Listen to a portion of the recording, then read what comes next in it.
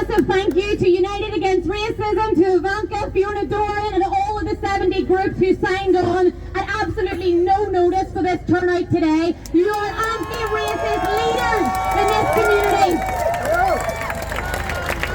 Last night I got a message from a Muslim man in this city who many of you would know if you've been to anti-racist protests. The people across the road aren't fit to lace his boots. He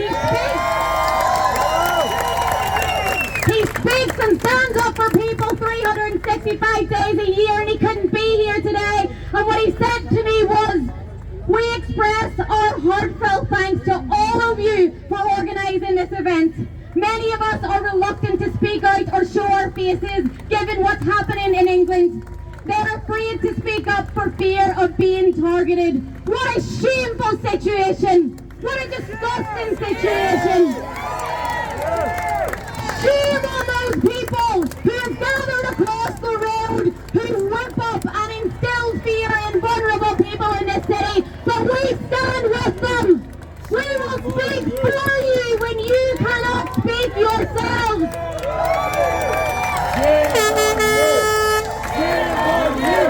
Shame on you! Shame on you! Shame on you! Shame on you! Shame on you! Shame on you! Shame on you! Shame on you! The kind of racism that we see on display across the road does not grow in a vacuum. The far right does not grow in a vacuum. They are growing by taking advantage of the poverty and the deprivation and the lack of housing and the anger in our communities. But instead of taking that anger and channeling it to fight the real culprits in power, they are scapegoating migrants and trans people, and we say no!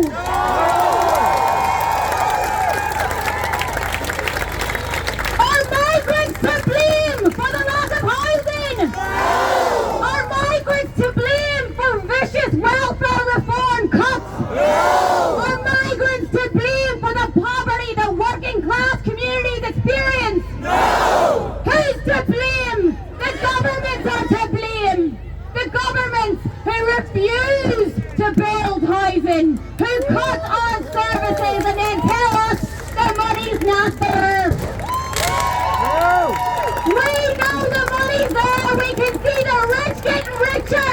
And meanwhile, the racists want us to fight for crumbs among ourselves. That's what the politicians want. Don't give it to them. Unity over division every time.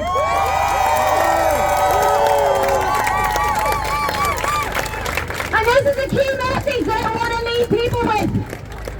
Because we have to get really frank and honest with ourselves now when we have people like this gathering on our streets. What do we do when the far right and racists try to organise? We have to counter them just like we've done today. We need positivity and carnivals and celebrations, and we need all of that. But we have to be willing to say, we will not let them organise in open sight, not on our watch. We will be here to meet them every single time.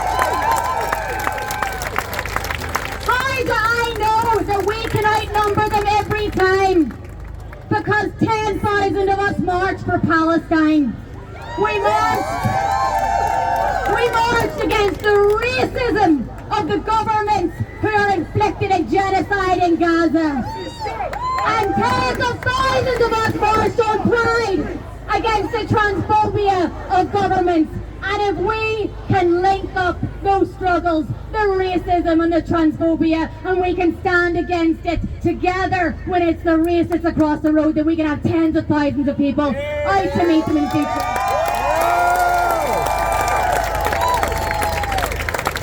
So my last sentiment is to the trade unions. I'm so glad to see trade union flags here today. Individual trade